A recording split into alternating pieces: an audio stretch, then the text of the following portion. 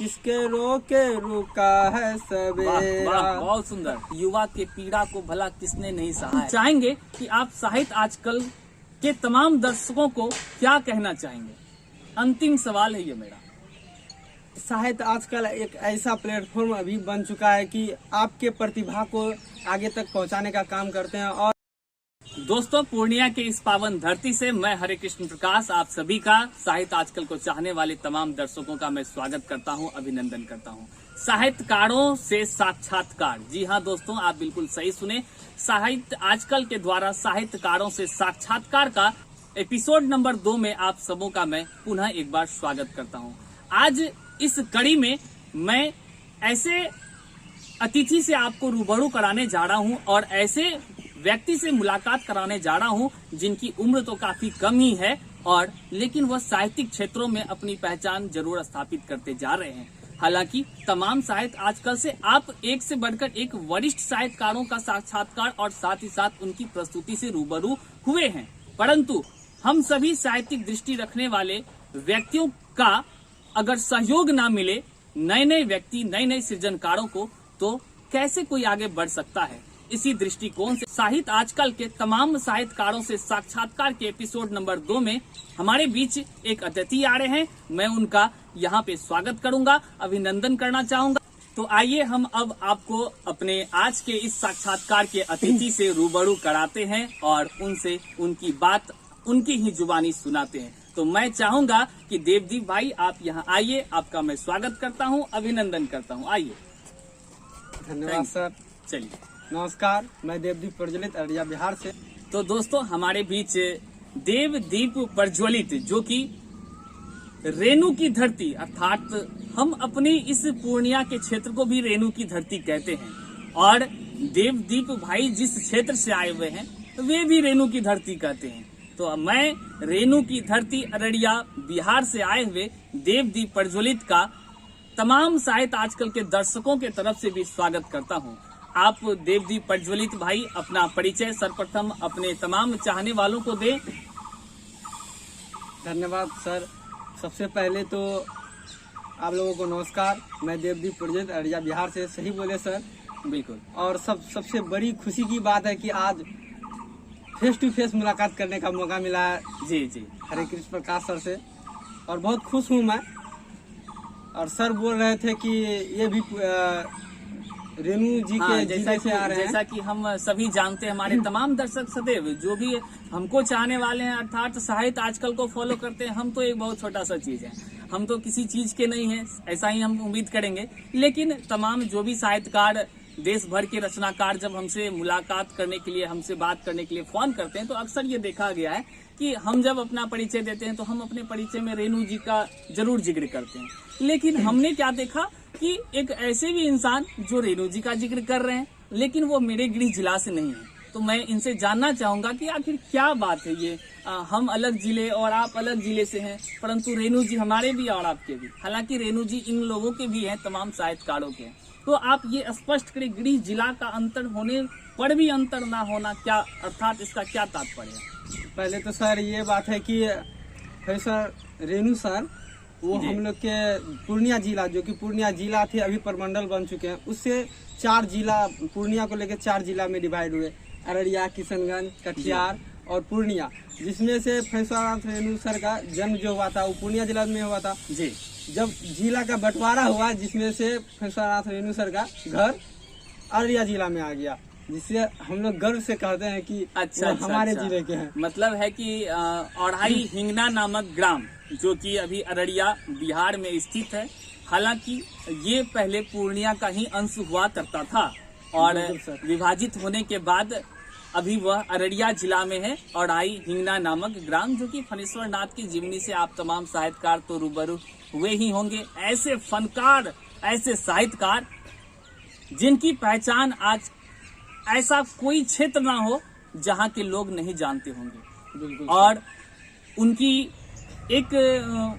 एक रचना तीसरी कसम, जिस पर की फिल्म भी बन गया है और काफी प्रचलित भी रहा है। चलिए, इससे अब हम अपने साहित्यकारों से साक्षात्कार के एपिसोड नंबर 2 की ओर बढ़ते हैं, और इस एपिसोड में हम बात करेंगे देवदीप प्रज्वलित जी से और उनकी कुछ रचनाओं को भी सुनेंगे, उनके विषय में कुछ जानेंगे, आखिर वो किस प्रकार साहित्य आजकल से जुड़े ये भी बात जानेंगे, और फिर उनकी किन किन रचनाएं पुस्तकों में प्रकाशित हुई है इनके भी विषय में जानेंगे और तमाम साहित्य आजकल को चाहने वालों से रूबरू भी कराएंगे।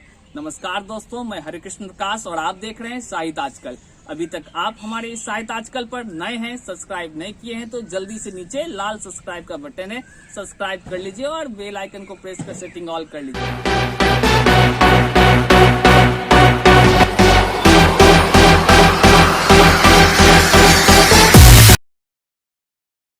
दोस्तों, यह साक्षात्कार का वीडियो आपको कैसा लगा आप जरूर कमेंट बॉक्स में बताएंगे। चलिए देवदीप जी, हम अब आपसे पहला प्रश्न पूछना चाहेंगे कि आप साहित्य से आपकी रुझान, मतलब कि साहित्य में आपका रुझान कब से आना शुरू हुआ?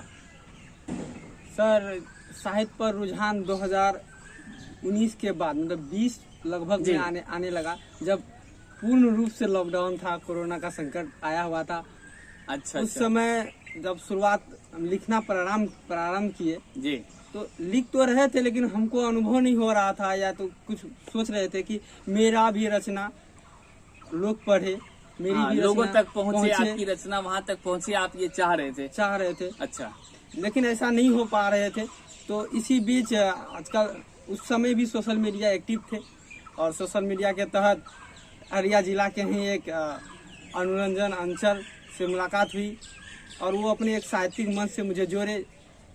उससे धीरे धीरे मन में उत्साह जगने लगा कि हम भी अपना रचना पटल में दे सके और अपनी रचना को लोगों तक पहुंचा सके। तो इसका मतलब है कि अनुरंजन अंचल जो एक व्यक्ति हैं, उनके माध्यम से आपकी रुझान साहित्यिक क्षेत्रों में आनी शुरू हो गई। चलिए, ये बड़ी खुशी की बात है। अनुरंजन अंचल जी को भी बधाई कि आपके माध्यम से अगर कोई व्यक्ति कहीं ना कहीं आप ज्यादा आपके माध्यम के पात्र बने हो या फिर आप थोड़ा ही क्यों ना पात्र बने हो, लेकिन किसी के दिलों में आपने भाव तो जगाई, इसके लिए आप शुक्रिया और आपको बहुत बहुत बधाई भी मैं देता हूँ।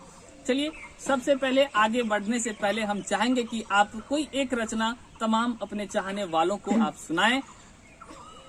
मैं तो जैसे कविता जब निकलता है, कविता कोई रास्ता नहीं है, निकल जाता है। अच्छा, अगर लीड कॉपी और कलम लेके अगर लिखने के लिए बैठिएगा तो लिख नहीं पाइएगा। तो एक घटना होता है जिसको वो घटना घटने के बाद ही आप कविता लिख सकते हैं, या तो अचानक आप नहीं लिख सकते हैं। कहने का मतलब आप ये कहना चाहते हैं कि देवदीप भाई हालांकि शायद ये बता नहीं पा रहे हैं अपने एक्सप्रेशन को, तो ये कहना ये चाह रहे हैं कि कविता लिखी नहीं जा सकती, अर्थात कविता अचानक उत्पन्न हो जाती है। मन के भावों को जब अपने शब्दों में, अपने अल्फाजों में पिरोते हैं, तब उसे अपने पन्नों पर उतारते हैं तो कविता बन जाती है। बहुत ही सुंदर, आपका भाव हम समझ पा रहे हैं, तमाम श्रोता भी समझ पा रहे हैं। हालांकि बातचीत के क्रम में देवदीप भाई एक्साइटेड हो जा रहे हैं, तो ये नॉर्मल सी बातें हैं, ऐसी होती है। चलिए देवदीप भाई, हम चाहेंगे कि आप अपनी एक रचना प्रस्तुत करें, तमाम दर्शकों को सुनाएं। कौन सा रचना का नाम क्या है? इससे पहले तो ये बताना चाहते हैं कि मन में बचपन से ही मेरा मन में था, लगभग 8 से 10 साल का एज में, ये हम गीतकार बने। तो अच्छा, फिल्मों में गीत लिखना चाहते थे, तो उसी गीत के दौरान सबसे पहले गीत ही लिखे। वही गीत सुना रहे हैं आपको। तो चलिए, हम देवदीप भाई आपसे चाहेंगे कि तमाम अपने चाहने वालों को आप अपनी एक रचना सुनाएं, या गीत सुनाएं, या गजल सुनाएं, या कविता, लेकिन भाई कुछ भी सुनाएं। लेकिन अभी दर्शक आपको चाहने वाले जो है सुनना चाह रहे हैं, जल्दी से एक कविता या एक अपनी रचना सुनाएं। उसका नाम सबसे पहले आप हमें बताएं। कि तेरी मुस्कान पर है। अरे वाह वाह, गजब, तेरी मुस्कान, बहुत ही सुंदर। हालांकि हर किसी को जीवन में मुस्कुराना ही चाहिए। तो चलिए सुनते हैं देवदीप जी से तेरी हर मुस्कान, सुनाइए। तेरी हर मुस्कान पर मैं सारी दुनिया लुटाता हूँ, तेरी झील जैसी आंखों में मैं रोज डुबकी लगाता हूँ। अरे वाह वाह, कली के जैसी खिलती है तू, मैं भौरा सा मुस्काता हूँ। इतना ना कोई चाहा होगा जितना मैं तुझे चाहता हूँ। इतना ना कोई चाहा होगा जितना मैं तुझे चाहता हूँ। वाह, बहुत ही सुंदर, बहुत ही आपने अच्छा से अपने मतलब कि प्रेम मय स्वरूप को आपने प्रस्तुत किया है गीत के माध्यम से। बहुत ही, इसके लिए आप बधाई के पात्र हैं। तो चलिए आपकी और इसमें आगे पंक्ति है, सुनाइए। अगला अंतरा, कि तेरे मोहब्बत के दम पर मैं दुनिया से टकराता हूँ, तेरी मोहब्बत पाने को मैं हर बार सजता सवरता हूँ। अरे वाह, चांद के जैसी छुप जाती है तू, मैं चकोर जैसा तरपता हूँ। इतना ना कोई तुझे चाहा होगा जितना मैं तुझे चाहता हूँ। वाह वाह, बहुत सुंदर। बहुत इतना ना तुझे चाहा होगा जितना मैं तुम्हें चाहता हूँ। बहुत ही सुंदर सटीक आपने प्रणय की भावनाओं को आपने व्यक्त किया है, इसके लिए बहुत बहुत बधाई। तो मैं देवदीप जी अब आपसे जानना चाहूंगा कि अभी तक आप लगभग कितनी कविताओं का सृजन कर चुके होंगे? सर मिनी चल गया अगर 70 से 80 के बीच। मतलब कि आप 70 से 80 कविताओं की रचना आप कर चुके होंगे। और अभी वर्तमान में आप क्या करते हैं, आप जानकारी साझा करें, क्योंकि आपको देखने वाले आपके भी मित्र हैं, आपके तमाम मित्र हैं। यदि आप कुछ नाम लेना चाहेंगे ताकि वो आपको देख रहे हैं और आज वो आपके साथ नहीं है, कहीं ना कहीं कमी खलती होगी आपको कि हमारे मित्र हमारे साथ होते तो और आत्मबल बढ़ता, सीना गर्व से मोदी जी की तरह 56 इंच का हो गया होता और फिर बड़े ही लाजवाब आप प्रस्तुति दे रहे होते। अगर आप 2-4 मित्र का भी नाम लेना चाहेंगे जो आपके जीवन में कहीं ना कहीं एक अहम स्थान रखते हैं, तो आप बेशक लीजिए और फिर आप बताएं।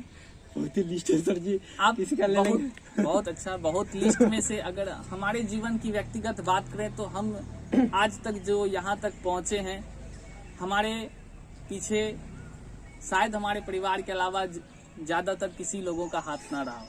बिल्कुल सर, परिवार का तो लेकिन कहीं ना कहीं अगर मित्र का हाथ होता है तभी, चाहे आप 2 क्लास में क्यों ना पढ़ रहे हैं, नर्सरी में क्यों ना पढ़ रहे हैं, अगर आप क्लास अपसेंट कर जाते हैं तो वहाँ पे एक कॉपी भी अपने मित्र से ही लेकर लिखते हैं। तो आप अपने मित्र का नाम तो बताएं। उपेंद्र कुमार शाह है एक। चलिए, उपेंद्र जी से आप क्या कहना चाहेंगे? सर्वप्रथम आपने उपेंद्र जी का नाम लिया, इसका मतलब है कि आपके दिलों को वह और उनके व्यवहार स्पर्श जरूर करती होगी। वो बहुत बिजी व्यक्ति हैं और मेरे लिए बहुत इतना व्यस्त रहते हुए भी मेरे लिए समय निकालते हैं और हमसे बात करते हैं। बहुत खुशी होती है हमको उससे। और साथ में अजय कुमार शर्मा है जो हम हर एक बात उनसे शेयर करते हैं। अमित कुमार सिंह है जी, शिव कुमार है। अच्छा, तो हम इस तरह से चाहेंगे, राज है जी, हम चाहेंगे कि तमाम जो भी इनको चाहने वाले मित्र हैं, आशा करते हैं जब आपके अनुपस्थिति में आपका यह मित्र आपका याद, आपके व्यवहारों, आपके कर्तव्यों और आपके मित्रता को याद रखा है, तो आप भी जरूर इनकी मित्रता को याद रखते हुए, हालांकि कृष्ण सुदामा की मित्रता को भला किसने नहीं देखा और किसने नहीं जाना है, देखा तो नहीं, सुना है कहानी के रूप में और सीरियलों में सभी ने देखा है। और इस तरह हमको और ये मित्र का नाम ले लेते हैं। हाँ, जरूर जरूर, अंकुश कुमार विश्वास। अंकुश जी, लास्ट नाम अंकुश जी, इनके दिल में आपके प्रति श्रद्धा का भाव उत्पन्न हुआ, तो ये बड़ी बात है। तमाम मित्रों को मेरा भी बहुत बहुत धन्यवाद, बहुत बहुत बधाई है आपको भी कि आपके एक मित्र आज हमारे साथ बैठे हुए हैं। तो हम अब जानना चाहेंगे आपसे, आप रचना का सृजन करते हैं, क्या आप कहानी भी लिखते हैं? सर पहले तो हम कहानी लिखना ही शुरू किए थे। अच्छा अच्छा, जब 10th पास किए, मन में तो इच्छा बचपन से ही था कि हमको कुछ अच्छा लिखना है जी। लिखने का ही जज्बा था, लेकिन ये नहीं लिख पाते थे कि लिखना क्या है। अच्छा जी, तो अंदर में ही मन में आया कि चलो कुछ कहानी लिखते हैं, तो कहानी लिखने का प्रयास किए। कहानी लिखते हुए आगे बढ़े और जब दोस्तों के साथ शेयर किए कहानी को तो बोलता है नहीं, इससे आगे नहीं बढ़ पाएगा, डिमोटिवेट करने लगे। तो इसी बीच कोई घटना घट गया पूर्णिया में ही, पूर्णिया में उसमें रहते थे, 2017 की बात है। तो घटना घटा तो उसमें बोलने का एक लाइन हम अच्छा तरह से बोले तो उस समय हमको लगभग 3-4 दोस्त बोला न लेखक बनने योग्य है। अच्छा अच्छा, मतलब जितना खुशी हमको अभी नहीं हो रहा उतना खुशी उस समय हुआ था जब कोई बोला कि लेखक बनने के योग्य है। मतलब कि कई सारे लोगों ने इन्हें हतोत्साहित भी किया है और कुछ लोगों ने इन्हें उत्साहित भी किया है, जो आज हालांकि कोई भी व्यक्ति कभी भी संपूर्ण नहीं कहलाता है। प्रकृति के इस आबो हवाएं में हम लोग बैठे हैं और हम कह सकते हैं कि यहाँ की प्राकृतिक वातावरण काफी उत्कृष्ट है, परंतु दोस्तों इससे भी ज्यादा कहीं ना कहीं तो होगा ही। यही हम कहना चाहेंगे कि कोई भी व्यक्ति, चाहे वो कोई भी सृजनकार हो, हम नाम लेना चाहेंगे, चाहे वो कुमार विश्वास साहब ही क्यों ना हो, हरिओम पवार साहब क्यों ना हो, अमन अक्षर भाई क्यों ना हो, हमारी अंकिता दीदी ही क्यों ना हो, तो तमाम जितने भी साहित्यकार हैं वे भी संघर्ष कर रहे हैं, वे भी कोशिश निरंतर कर रहे हैं। यदि वो छोड़ देंगे तो वो भी कहीं ना कहीं पीछे छूट जाएंगे, क्योंकि यह दौर प्रतिस्पर्धा का होता है और इसमें आप को हतोत्साहित भी किया गया, लेकिन आपने अपने आप को संभाला और फिर आगे बढ़ने का आपने कोशिश किया है, ये काबिल तारीफ है। तो चलिए अब हम आपसे जानना चाहेंगे कि आपके कोई एक पसंदीदा कवि हैं जिनको आप सुनते हैं, या लेखक जिसको आप सुनना चाहते हैं या सुनते हैं कभी फ्री, क्योंकि जब कोई सृजन के क्षेत्र में होता है तो मेरा मानना है कि उनको या तो वो लिखने में मगन होते हैं या तो सोचने में, उनके अलावा उनको सुनने का ज्यादा वक्त नहीं मिल पाता है। तो यदि आप किसी को सुनते हैं, हालांकि कहा गया है कि आप तभी बेहतर लिख सकते हैं जब आप में सुनने की क्षमता होगी, आप सुनेंगे तभी लिखेंगे, ऐसा ये सत्य है। आप सुनेंगे तभी आप लिखेंगे, आप पढ़ेंगे तभी आप आगे बढ़ेंगे। तो चलिए हम आपसे पूछना चाहते हैं कि आपके कोई प्रिय कवि या प्रिय लेखक? प्रिय कवि में तो बहुत सारे हैं, रामधारी दिनकर हैं, कुमार विश्वास सर हैं, उनके बाद मनोज मुंतशिर है। अरे वाह वाह, बड़ा ही शानदार, मनोज सर का बहुत साहिल लुधियाना साहब है। उन लोगों को मैं सुनने का तो ज्यादातर मनोज मुंतशिर सर को सुनते हैं, और पढ़ने का हमको ज्यादा ललक साहिल लुधियाना साहब का अच्छा लगता है। बिल्कुल, बहुत बहुत बहुत ही सुंदर, आप बहुत ही अच्छा आप सुनते भी हैं, और लोकप्रिय व्यक्ति नहीं कहें कि लोकप्रिय इस हिंदी के क्षेत्र को आगे बढ़ाने वाले ऐसे महारथी की चीजों को आप सुनते हैं जिसको सुनकर मेरा भी मन या दिल बाग बाग हो जाता है। आइए इस कड़ी को आगे बढ़ाते हैं और आपसे एक और रचना सुनने की कोशिश करते हैं। आप एक कोई कविता अवश्य सुनाएं। सर साहिल लुधियाना साहब का है, बहुत इंस्पायर किया। और मैं तो अभी के क्षेत्र में जो युवा स्ट्रगल कर रहे हैं, जो रोजगार के लिए इधर उधर भटक रहे हैं, खास करके मैं भी सीटेट क्वालिफाइड अभ्यर्थी हूँ, शिक्षक अभ्यर्थी हूँ जी। तो मेरे साथी जो अभी तक इस तरह से स्ट्राइक पर स्ट्राइक कर रहे हैं, तो उनके लिए भी और समाज के लिए भी एक है किसके रोके। तो चलिए दोस्तों, फिर से एक कविता सुनना चाहेंगे। देवदीप जी आपके बीच उपस्थित हैं, काफी अपना कीमती समय निकालकर अररिया के पावन धरती से अपने इस पूर्णिया पहुंचे हैं, तो कहीं ना कहीं अपना अनमोल समय हमें दे रहे हैं, साहित्य आजकल को दे रहे हैं, बड़ी बात है ये। और चलिए इसी कड़ी में हम आगे चलते हैं और देवदीप जी से चाहेंगे कि एक कविता पुनः आप सबको सुनाएं, ताकि शानदार, जानदार और धमाकेदार लगे। कविता का शीर्षक है किसके रोके रुका है सवेरा। अपनी ऊंची आवाज में आप गाएं ताकि सभी सुन सके, और अपनी टिप्पणी भी करेंगे। और दोस्तों, मैं तमाम देवदीप जी को चाहने वालों से निवेदन करना चाहेंगे कि अगर अभी तक आप हमारे इस वीडियो में बने हैं तो एक लाइक जरूर कर दें, ताकि भाई का हौसला अफजाई हो सके, और वीडियो को शेयर करते हुए कमेंट जरूर करेंगे। चलिए दोस्तों, सुनते हैं देवदीप जी से एक शानदार कविता। रात भर का है मेहमा अंधेरा, रात भर का है मेहमा अंधेरा, किसके रोके रुका है सवेरा। बहुत सुंदर। रात जितनी ही संगीन होगी, रात जितनी ही संगीन होगी, सुबह उतनी ही रंगीन होगी। गम ना कर गर बादल घनेरा, किसके रोके रुका है सवेरा। सही बात है सर, किसके रोके रुका है सवेरा। अगला पंक्ति सुनते हैं। लब पे सिकवा नाला, लब पे सिकवा नाला अक्सक पीले, लब पे सिकवा नाला अक्सक पीले, जिस तरह भी हो कुछ देर जी ले। आगे सर सुनिए कि अब उखड़ने को है गम का डेरा, अब उखड़ने को है गम का डेरा, किसके रोके रुका है सवेरा। यूं ही दुनिया में आकर तू ना जाना, यूं ही दुनिया में आकर ना जाना, यूं ही आंसू बहा कर ना जाना। मुस्कुराहट पर ही हक है तेरा, मुस्कुराहट पर ही हक है तेरा, किसके रोके रुका है सवेरा। बहुत बहुत धन्यवाद सर। बहुत ही सुंदर। किसके रोके रुका है सवेरा, बात बिल्कुल सच है। और कहीं ना कहीं व्यक्तिगत जीवन से अगर हम जोड़ें तो ये हमें आत्मसात करनी चाहिए कि सवेरा जिस प्रकार नहीं रुका है उसी प्रकार हमें आगे बढ़ने से भी अपने कदमों को नहीं रोकना चाहिए। तो मित्रों, मैं अब देवदीप जी से चाहूंगा कि वह एक बात जरूर बताएं, क्योंकि हम तो या साहित्य आजकल काफी आपके घर से दूर है, लेकिन आपको साहित्य आजकल की जानकारी कहाँ से हुई, आप कैसे साहित्य आजकल से जुड़े, आप इसकी जानकारी दें। पहली बात तो सर कि जहाँ हम गए थे, यहाँ से हम मैट्रिक किए, मैट्रिक करके इंटर किए, इंटर करने के बाद तुरंत 17.5 साल के एज में मेरा एडमिशन हुआ वहाँ ट्रेनिंग कॉलेज में जी।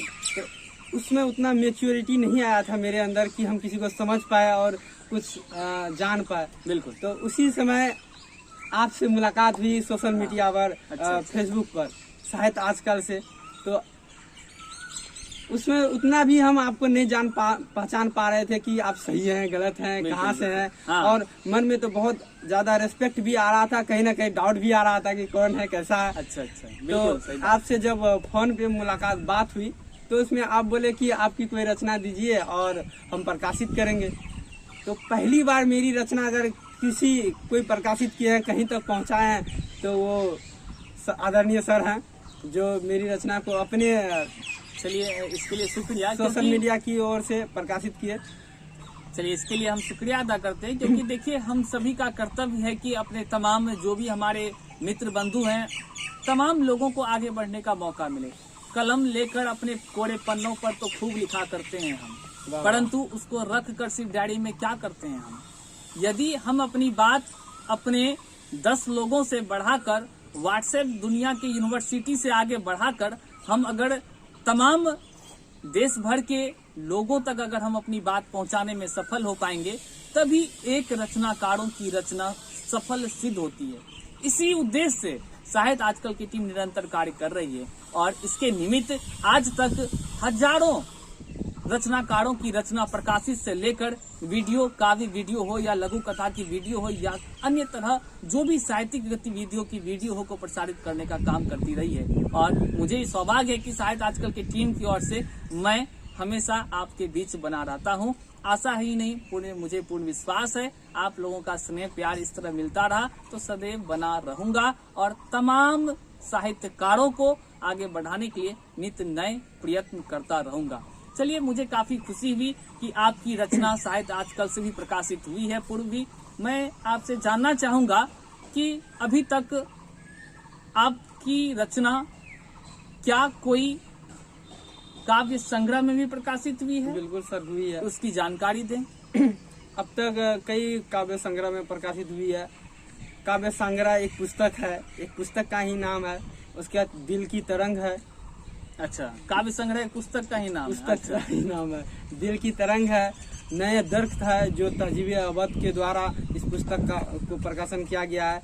और साथ ही साहित्य आजकल की एक पुस्तक साहित्य आजकल साझा काव्य संग्रह, बिल्कुल सही है, उसमें भी रचना प्रकाशित हुई है। तो दोस्तों, हम कहना चाहेंगे कि साहित्य आजकल साझा काव्य संग्रह गूगल प्ले स्टोर पर भी उपलब्ध है। आप बुक सीरीज में जाएंगे और वहां साहित्य आजकल लिखेंगे तो आसानी से आपको वह पुस्तक मिल जाएगी। साथ ही साथ अमेजन, फ्लिपकार्ट या तमाम सोशल साइट्स पर साहित्य आजकल साझा काव्य संग्रह पुस्तक उपलब्ध है। और हाल ही में अमेजन के तरफ से मुझे अपडेट दी गई कि कई सारे रचनाकारों के द्वारा साहित्य आजकल साझा काव्य संग्रह खरीदी गई है, ऑर्डर उनके द्वारा दिया गया है। और हालांकि अभी हाल ही में रूपा दीदी जो कलकत्ता से निवास करती हैं, उनके माध्यम से भी हमें स्क्रीन शॉट या कहें तो फोटो क्लिक करके उन्होंने हमें भेजा कि भाई हमने आपका साहित्य आजकल साझा काव्य संग्रह पुस्तक का ऑर्डर किया है, जो आगामी 1-2 दिनों में उन्हें प्राप्त हो जाएगी। बहुत ही बधाई कि आप भी पात्र हैं, क्योंकि आप भी उसमें शामिल हैं। अर्थात आपकी भी लगभग 2 या 3 रचना प्रकाशित हुई है।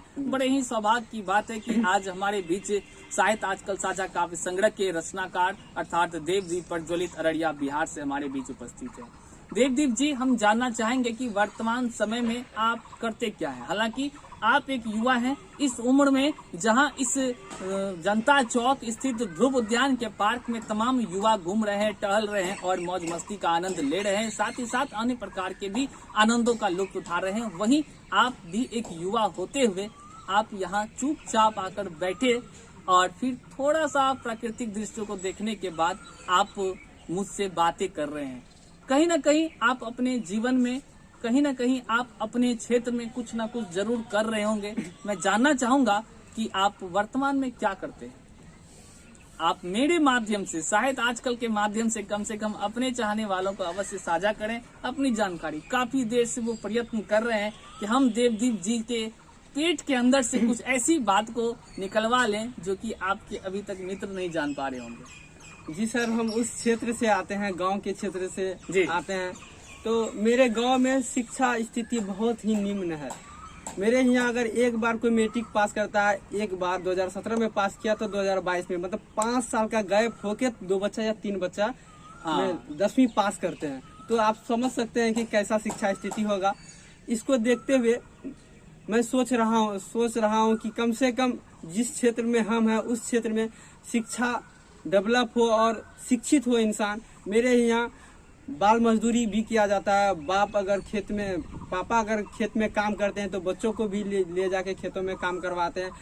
और उसको अगर स्कूल भेजेंगे कहीं ना कहीं तो उनका फैमिली आगे बढ़ेगा तो समाज आगे बढ़ेंगे। इस तरह से देश प्रोग्रेस के पथ पर रहेंगे। मतलब आपका कहना है कि शिक्षा के क्षेत्र को यदि हम आगे बढ़ा रहे हैं, आप बढ़ा रहे हैं शिक्षा के क्षेत्र को, तो आपका कहने का उद्देश्य है कि शिक्षा के क्षेत्र को जब आप आगे बढ़ा रहे हैं तो इससे ग्राम और साथ ही साथ जिला का नाम तो रोशन होगा ही और देश भारतीय सभ्यता संस्कृति के विकास के अग्रणी पथ पर चलने का कार्य करेगी। बिल्कुल सही है। कोई भी देश शिक्षा के क्षेत्र में तभी परिपक्व हो सकता है जब उनके एक एक शहर, एक एक जिला के एक एक ग्राम, प्रखंड, ब्लॉक तक का शिक्षा के क्षेत्र में उत्कृष्ट योगदान होता है। बिल्कुल सही बात। जाते जाते आपसे हम चाहेंगे कि एक रचना जरूर हमारे तमाम दर्शकों को आप सुना दें।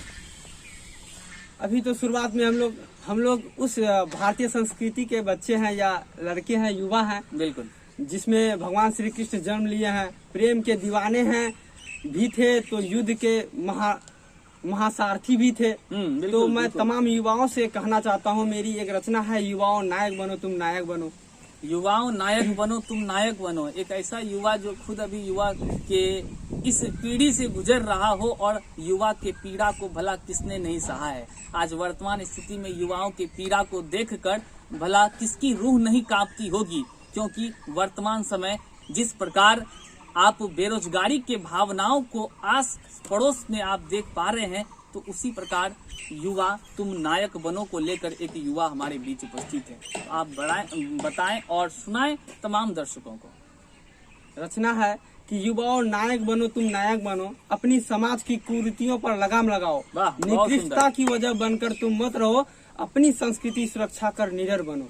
क्या गजब है। अपनी संस्कृति सुरक्षा कर तुम निडर बनो। बहुत साथ में मुल्क का तुम शान बनो, बेईमान नहीं, मर्यादा पुरुषोत्तम राम बनो, रावण नहीं, तुझको अपशिष्टों को उखाड़ कर फेंकना होगा, देश में जन्मे रावण को मिटाना होगा।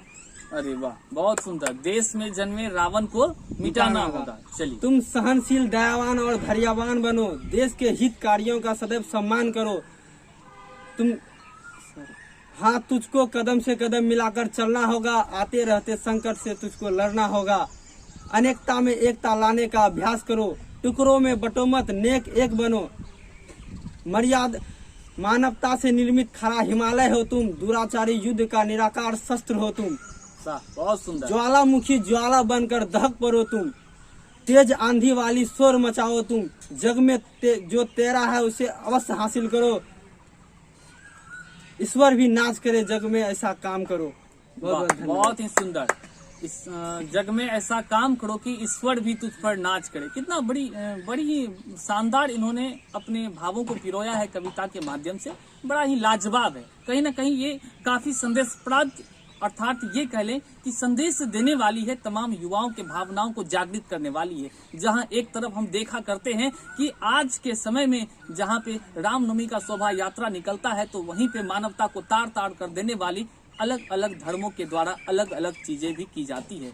हालांकि हम किसी धर्म की बात नहीं करेंगे, लेकिन यह कटु सत्य है कि हम ऐसे दृश्यों से भी अवगत होते हैं, चाहे हमारा रमजान का पाक महीना हो या हमारा रामनवमी का शोभा यात्रा हो। इन दोनों में देश के अंदर अलग अलग चीजें कभी कभी भ्रामक रूप से लोगों के द्वारा फैलाई जाती है। हालांकि इनके द्वारा जो संदेश कविता के माध्यम से दी गई वह काबिले तारीफ है। मैं इनको बधाई देता हूं, साथ ही साथ धन्यवाद भी आभार व्यक्त करता हूं। मैं आखिरी सवाल जो है साहित्य आजकल को देखने वाले, चाहने वाले, क्योंकि अब तक यदि साहित्य आजकल को देख रहे हैं तो जरूर हमारे सब्सक्राइबर होंगे या देवदीप जी को पसंद करने वाले होंगे। अभी तक आप लाइक, कमेंट, शेयर नहीं किए हैं तो एक बार कर दीजिए भाई। हौसला अफजाई करना तो आपका कर्तव्य है। आप मदद करेंगे तभी एक बालक आगे बढ़ेगा और हम जैसे युवा पीढ़ी को नई दिशा प्रदान करेगा। हम चाहेंगे कि आप साहित्य आजकल के तमाम दर्शकों को क्या कहना चाहेंगे? अंतिम सवाल है ये मेरा। साहित्य आजकल एक ऐसा प्लेटफॉर्म अभी बन चुका है कि आपके प्रतिभा को आगे तक पहुंचाने का काम करते हैं। और ये एक साहित्य में ही नहीं कि आप लेखन कार्य ही करते हैं, आपके अंदर कोई भी प्रतिभा हो, अगर आप इसके तहत साहित्य आजकल से अगर संपर्क करते हैं तो आपकी प्रतिभा को इस मंच के तहत निखारा जाएगा और आपको आगे बढ़ाने का काम करेगा। जो हमको भी किया है, हम भी आज साहित्य आजकल के इस तरह से संपर्क में आ गए हैं कि साहित्य आजकल का ही बात होती रहती है। मेरे साथ दोस्तों के साथ मिलकर बातें करते हैं। चलिए, बहुत बहुत शुक्रिया आपका कि आपने साहित्य आजकल से अपने लगाव को व्यक्त किया। दोस्तों, यदि आप भी अब साक्षात्कार देना चाहते हैं, आप भी साहित्यकार हैं, कलमकार हैं, सृजनकार हैं या कलाकार हैं, यदि आप भी साहित्य आजकल से अपने साक्षात्कार देना चाहते हैं तो हमारी टीम के द्वारा दी गई इस नंबर या इस ईमेल आईडी पर आप यहां संपर्क करेंगे या नीचे कमेंट बॉक्स में आप अपनी प्रतिक्रिया जाहिर करते हुए साहित्यकारों से साक्षात्कार के एपिसोड में शामिल होने की इच्छा जाहिर करेंगे तो हमारी टीम आपसे जरूर संपर्क करेगी। आज की वीडियो में यहीं तक, मिलते हैं अगले वीडियो में, तब तक के लिए जय हिंद।